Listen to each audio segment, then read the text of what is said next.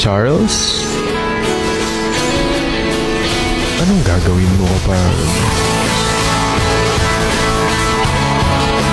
kapag ang galing-galing mo nga mag-ML, yung taong gusto mo naman na-retry ng kaibigan mo?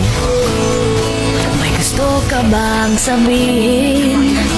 Damn! Gusto mo lang yon pero na-retry niya yon.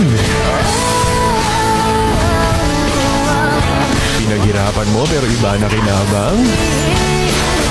After ma-comfort ni friend, ayun, sasabihin sa'yo ng taong gusto mo. Sa mga sinabi mo na Buti pa si ganito. Yun! dapat sa akin. Buti pa si Blank. Tunay ko Buti nga sa inyo, magsama-sama kayo. Pa-comfort pa nga.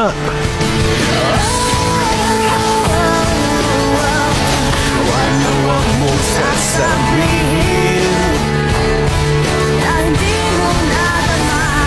Naiwan. Pag-ibig kong nandang Tagal-tagal mo maghirapan tapos kinomfort lang ng iba. Naiwan ka ba?